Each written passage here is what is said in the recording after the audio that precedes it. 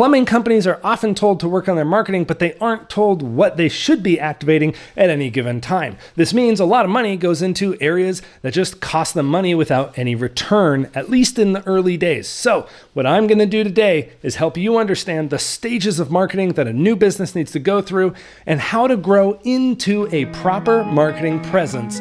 That way, you don't lose money on the back end. Let's go. The Mammoth Plumber Podcast with Tyler Williams on the mic. He's dropping marketing gold, making your business spike. So a word of warning here.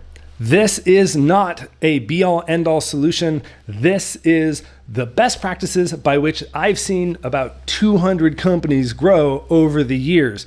This is going to cover that first year, maybe 2 years of pushing your company out into the public consciousness.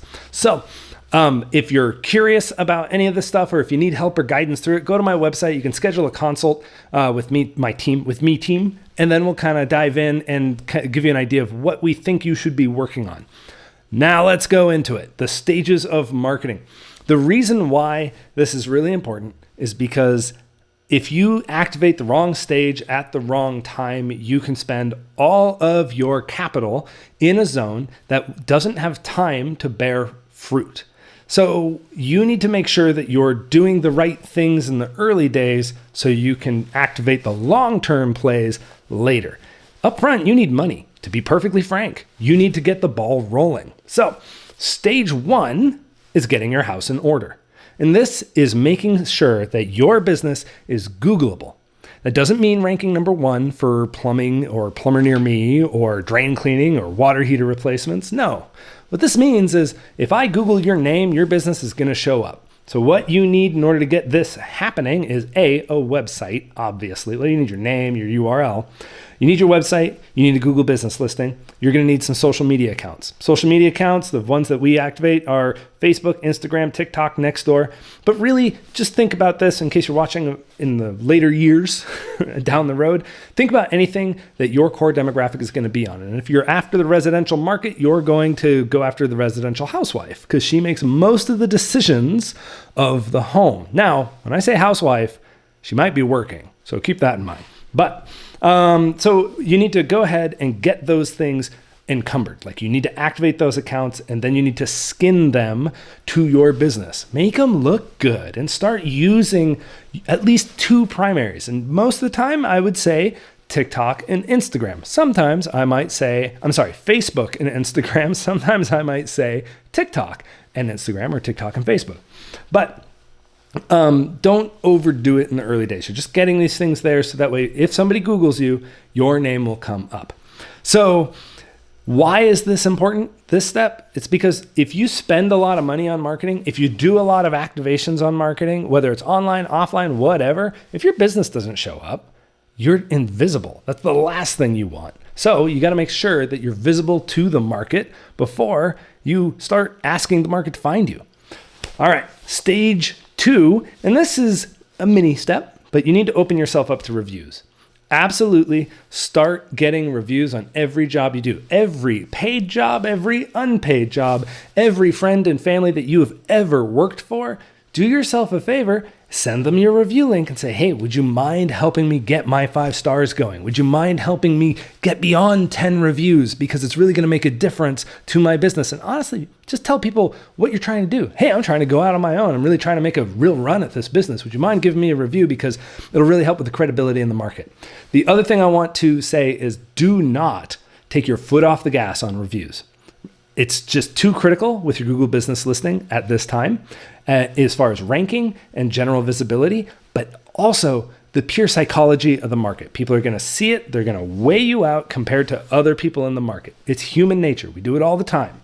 So what you're going to do is start getting those and be persistent. You need to ask 3 to 5 times per review and try and get on the job if you can, because that'll get you a better buy-in rate. But this is what's going to build your authority, at least early. Now, This is the first place that I recommend people start their PPC journey, because usually it's pretty budget conscious. There is still a chance that you will not have the funds to be able to support it, but at least get the account set up and rolling. And this is the Google local service ads. If you Google plumber near me, you're going to see a bunch of ads pop up, but in the very top, prime real estate, you're going to see green check marks that say Google guaranteed, and that's where I want you to end up. The reason why is because the leads that come out of there, you used to be able to dispute them and use that budget moving forward. Now Google uses AI to measure that out, and the platform will likely go through some changes over the years. But for the most part, this is where we're seeing the cheapest leads come in. Doesn't mean they're free. Doesn't mean they're $10. Sometimes they can be $70. Sometimes they can be $100. Sometimes $35. It's going to vary depending on the competition of your market. I have a whole other video on Google local service ads. I highly recommend you watch it so that way you know how to manage the platform. All right, so you need to nurture that platform, pay attention to it, and that is going to be up and running, and you can manage your budget for what you can bear there. Stage 4 is really critical, because this is honestly, this is where rubber meets the road for a lot of you. You can't just build it and hope people will discover you. You really do need to start pushing yourself out there. And when you don't have money or revenue coming in, you've got to do grassroots. You got to bootstrap it to some degree, right? So guerrilla marketing tactics, there's a whole book on that. You can look those up, but you really need to make sure that your presence in the community somehow. Make sure that you are like community billboards and flyers, engaging in Facebook groups, showing up with a marked van to community events is another big one. How many people could walk past your van in a parking lot? And if you don't have a van, you got a sedan, fine. Do it that way. That's fine too. But the trick is you need eyeballs more than anything right now, and you don't have the luxury to spend money to get them at this point. So do everything you can to leverage your business forward day over day. Door knocking is another thing that you can do. You can call up all your friends and family and be like, hey, tell everybody, share every post I do on Facebook, right? Get into Facebook neighborhood groups and start being helpful. Start posting, start engaging with people on behalf of yourself, but you can then tag your company or give people advice whenever they need a plumber. So there's a lot into that, but I highly recommend you do everything you can with the time that you have to be making connections. Call realtors, call electricians, call drywall people, everything you can do. All right. So stage 4 is where you kind of, this is getting attention. Now, this is where most of the mistakes happen. People start getting a little bit of traction with community and grassroots efforts. They get a little bit of income and they start going like, I should really look at marketing. And what do you have busting down your door every day? SEO agencies. SEO is the wrong thing to buy right now. You got to remember, people can find you if they know of you. The rest of SEO is going to be trying to make sure that you are number 1 in maps or on organic rankings. That takes a lot of time in busy markets. And what this means is that if you dump a bunch of money in there right now, you're not going to bear the fruit. You're not going to actually get the leads for 6 months, a year, maybe a year and a half, depending on how robust your competition is into the market. So my advice is to not buy SEO because you need attention, and attention can be bought immediately on social networks through advertising. I'm a big ads guy. I believe in ads. I think ads are the best, not the best, but they are a thing that these platforms are set up for. You have to remember that Google and Facebook don't want to give you traffic for free. So buy it. They're selling it to you. So usually we start with social networks, and for every $1,000 you have, you can reach 5,000 to 10,000 people. 5,000 if you want to reach them once a day, 10,000 if you want to reach them every other day. For a brand new company, there's something to be said for suddenly blasting out and saying like, do you see me? Do you see me? Do you see me? Do you see me? And what I would do in this case is I would take your reviews and put them into an ad strategy onto social networks. So that way people are seeing how awesome you are, because you got to remember, nobody reads your reviews unless they're looking for a plumber and unless they find which is going to be pretty slim at the moment. But you can be proactive with your business by pushing your reviews into a market. Don't set it up to go to your entire service area because it's going to cost you a ton of money and you won't be able to force the frequency that you need to be remembered. Honestly, if 5,000 people woke up and knew of you tomorrow and trusted you and liked you because of what you were doing on social media, that's a lot of power. And how many times a year do 5,000 people wake up and need a plumber? I don't know. I don't really have a metric for that. But this is what you do. You start building in that influence and growing as your company grows. So you're going to start getting influence by doing that. It's not lead generation. So you're going to have to place these ads and let them cook, right? For a little while. But PPC at this point is so expensive, it doesn't pay for you to go over there either. So if you have the LSA going and you got a social media strategy going, that's kind of the best of both worlds at this stage. And this is where I think a lot of people buy the wrong thing. Like I said, they go for SEO instead of advertising. I want you to gain influence tomorrow, not in 2 years. 2 years might be a little extreme, might be 6 months, but you don't have most people, when they're doing this, they don't have 6 months to wait for money to come in the door. So that's what I want you to do. Target specific neighborhoods. Make sure that your reach doesn't go beyond how much you can spend on those people. Target women, 30 to 60 years old, and put them in the most advantageous neighborhoods that you can, and then run them. So usually we do this with meta ads, which hit Facebook and Instagram, both networks, and there's enough accounts, there's enough people on them to be able to get you some saturation. So now with stage 5. Stage 5 is where you get to really control the narrative and the ecosystem online, like a person's digital space that they occupy. You are now going to be in them more. And you do this by starting to run display ads with retargeting. So what this means is that anybody who comes to your website, anybody who you've got information about, anybody who clicks through one of your Facebook ads of an offer maybe in order to go to a landing page or even the front page of your website, like you're just going to follow them around. They're going to start suddenly seeing you on YouTube, recipe blogs, news sites, all the things of the internet that hit the phone. Because the phone is really what you want to command at this point, because that's where most of your audience is going to be.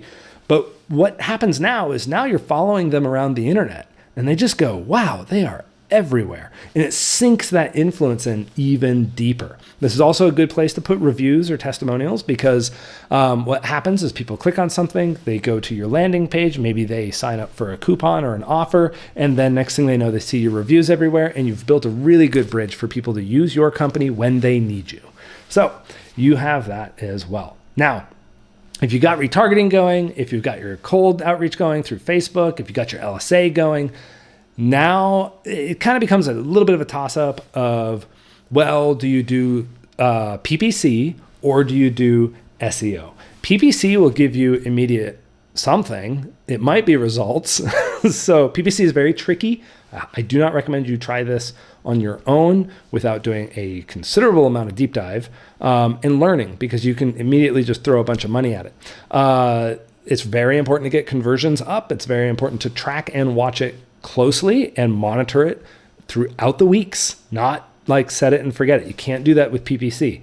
Now, the reason why it becomes a toss-up is because PPC, you might be looking at $40 a click and you might need 10 clicks to get an actual quality lead. That's a $400 customer. And so this is where your pricing really starts to be rubber meets the road, because no matter what, customers are going to cost you money. So you need to sort of balance that out with, well, do I spend all that money into PPC, which gets me a little bit, or do I really start working on the long game, which is your SEO? And this is where you can start working on getting your maps listing up higher, making sure that you've got keywords being ranked, trying to show up. But realize even with that, until you reach the front page of Google, which is page 1, everything is invisible traction. Like you could go like, oh, we got you from rank 40 to 20. That's halfway there. But you're not going to get anything until you go from rank 2 to 1. That's where you actually start feeling it. And that can take a while if you're in a big market. So now the next stage, which really would be stage 8, it's going to be, again, SEO or PPC. Like start one, then start the other. Like do these things in some order of expansion, so that way you can take a look at kind of how things are going to go. So anyway, back to the growth here. I think I may have gotten my steps mixed up, but whatever. Stage 8, what I've got in my notes is analyze and expand. Now, reaching stage 8 might be a 1 to 2 year process, but at this point, you'll have data from your business that you can dovetail back on, and you'll be able to make some quality decisions about where you should go next. And that is super valuable, because when you're first starting out in business, there's going to be a lot of unknowns, and each one of those unknowns is going to feel like a mountain to climb. But by the second year, that mountain's a hill. The third year, that hill is just a bump, and you just keep barreling forward. And it's not that all the problems are solved and you never have to worry about anything, but it is easier for you to mentally weather the ups and downs as your company is alive, because you're building that foundation of customers, and that customer base is really going to be strong for you. So I think stage 8, analyze and figure out, okay, should I do mailers? Should I do sponsorships? Should I go deeper in community? Should I and this is where you get into the branching paths of marketing. There's going to be no right answer, but you should have enough revenue to start really going, should I push heavily on social and try and reach more neighborhoods? Should I increase that influence? Do I need to hire somebody? And if that's the case, do I have the marketing to help support that hire, right? So this is the path of business. There's going to be decisions to be made all along the way. All right. Quick word of advice is, when you do this stuff, if you launch the world's best campaigns as far as tactics and placement and strategy, if your message sucks, you're still going to fall on deaf ears. Nobody wants to pay attention to someone who's not worth listening to. So be worth listening to. I'm a big fan of, advertising, but I'm also a big fan of making sure that your message resonates. That's a big problem in the home services industry. You think it's good enough to say, here's my ad, I'm right here and I do this. That's not good enough. You have to be appealing, you got to be attractive, and you have to be really the magnet that brings people in by having a little bit of courage and having a personality. That's the biggest things. So I go into that a lot on my channel and other places. If you subscribe and if you follow me wherever you see this, you will start getting a lot of those little nuggets about how to craft compelling advertising. All right. So with all this, in summary, you'll notice that your marketing will stack and you aren't able to do everything at once, and you shouldn't. Don't start marketing out of the blue and just be like, nothing's working, because you spread yourself so thin. Do this stuff in an order of some semblance. This is what I think is the best practice. So you want to saturate your efforts before adding more platforms. And then this allows you to grow into more complex methods like mailers, co-promotions. There's always going to be a ton of options out there. The biggest thing is, in the early days, you are leveraging your time and your money against eyeballs and ear holes. Those are the things that you need to get people aware that you are in market. If you put them into these very passive zones, SEO is passive, PPC is passive, LSA is passive. They don't activate until somebody has a problem, right? Versus social media ads, brand awareness, they're going out, they're shoving you in front of somebody. So that way, when they wake up and they need a plumber, they have no choice to make. They just trust you and they're going to come to you. That's why I think that you've got to do things in this order. But everything is going to help add to your foundation.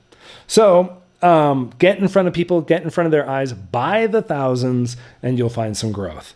Anyway, I hope this helps set some expectations as you blast yourself out into the business ecosystem. If you want us to take a look at this stuff, you can find me at tylerwilliams.net. My team will sit down with you and say, okay, cool, here's what you need to work on. And yes, we tell you about what we do as far as a marketing agency goes. You're under no obligation to buy anything. At the very least, you get a roadmap to move forward with, and you know how much marketing costs should you have somebody else do it. Because that's another thing is, Trying to budget all this stuff? Well, you got to know some numbers. We'll tell you those on those calls. Anyway, you have a good one, and we'll see you around the next one. Want to grow your business? Here's the plan. Go to TylerWilliams.net and be the talk of the land. Now let me tell you the epic tale of how Tyler Williams became the marketing man.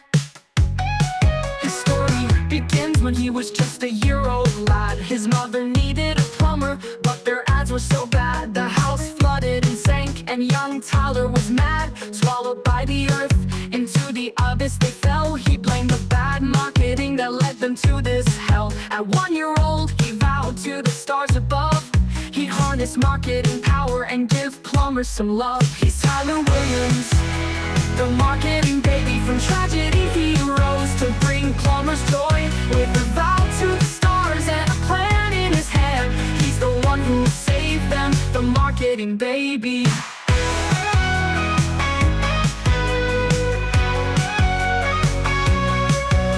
10 years later, he set out on a quest to find ancient secrets that would make him the best. He tamed Mark the Mammoth and rode the wilderness vast, fighting bland campaigns, leaving them in the past. In a glowing cave with lights so bright, he found a dead wizard clutching tablets of might.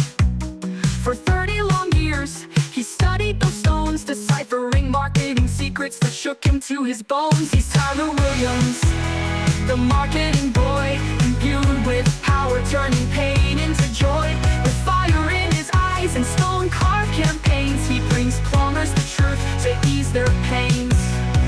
30 years later, he emerged from the cave, riding Mark the Mammoth, a legend so brave. Back to Alaska with tablets in tow, he chiseled new ads ready to make them glow. His campaigns were epic, like discovering fire.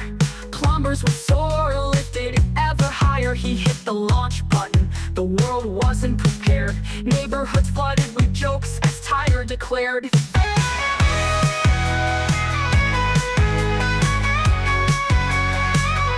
After 40 long years of learning marketing power, the baby became a boy, the boy became a man. And now Tyler Williams finally became the Fable marketing man.